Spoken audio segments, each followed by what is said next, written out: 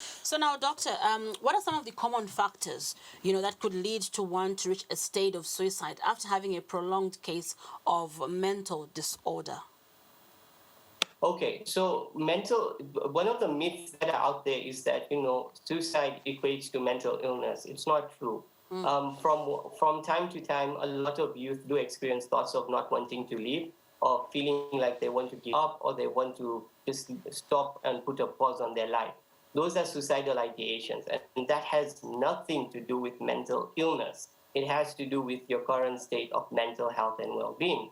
And majority of the times, young people do have these thoughts because they feel an overwhelming psychological pain. They want to self-punish, or they feel like, people are not understanding them. It is different from attention seeking. It is not attention seeking. So they often self-harm. Majority of the times, young people that do not complete the act of suicide later on feel like, okay, I did not want to do that. So, with respect to mental illness, on the other hand, many mental illnesses such as clinical depression, bipolar mood disorder, schizophrenia, and certain anxieties have a high risk of suicide as a complication. And this is because, there is an imbalance in the different parts of the brain. So the risk is very high in mental illnesses. But then when you talk about youth mental health, I would like to share a statistic to say it is the second to third leading cause of death in people ages ranging 15 to 29, and that is equally true here in Zambia. So it is very common, and the common causes, as I mentioned, biology, which is genetics, it could be familial, or it could be psychology of learned behaviors of past trauma, or it could be social in nature, where there's a lot of socioeconomic challenges that people are feeling, and they actually in the moment carry that act out. As we conclude, how accessible is counseling or therapy for people who are experiencing some of these challenges? Because others have tried to go to private clinics or places where they're offering these therapy and would complain that it's quite expensive and it makes it difficult for people to access this therapy. So how can people get this help from experts on how to recover?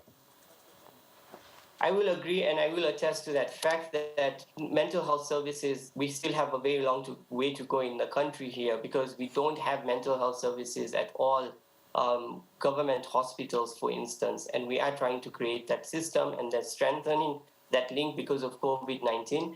So when it comes to mental health services, this is what I will say: we have a long way to go, and we need to create that momentum, and we the people need to start asking and demanding for these services, because we don't even have that many mental health specialists here in the country. So unfortunately, I would like to say that, go here or go there. But I will say that there is Lifeline Zambia, which is a toll-free line, 116. Whenever you are feeling overwhelmed, or you have a care or a loved one who is feeling overwhelmed, kindly call 116. Is a toll-free line, and you will have counselors on the other hand who are trained for that. And then for those in Lusaka, you can come through to Clinic 6, UTH, Kanyama First Level General Hospital. There is a mental health unit. And of course, there's Chayama Hospital, which also offers psychotherapy. Then in other provinces, the provincial hospitals do have a mental health unit, and they should be able to support and facilitate you. And then, of course, there are a lot of private health opportunities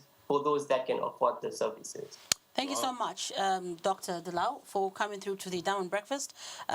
You've been very helpful, and I know that people have been, listening as well as watching. Thank you also for giving, some of the places where people can access these mental health, help in terms of the hospitals that don't actually charge. Because Chimweka did mention that it could be costly, but I think now people know that they can access this for free. Thank you so much. Have a great day. By the way, Dr. Dalal, before you go, what's it like to find? I mean, you're a psychiatrist, so when you have your low moments in some of those situations, how do you overcome them? How do you go about them?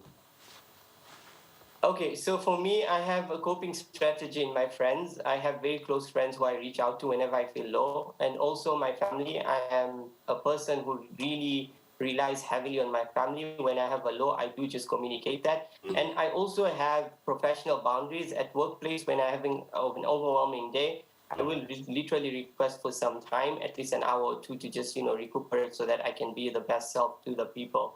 So it's all about knowing your coping strategies. And of course, religion is one thing that can be positive if you use it well. And this is something that I also often rely on. So these are certain ways. And of course, watching things like Diamond TV always is something that's refreshing. So that helps. Thank you, All right, Doctor. Doc, thank you so much for joining us.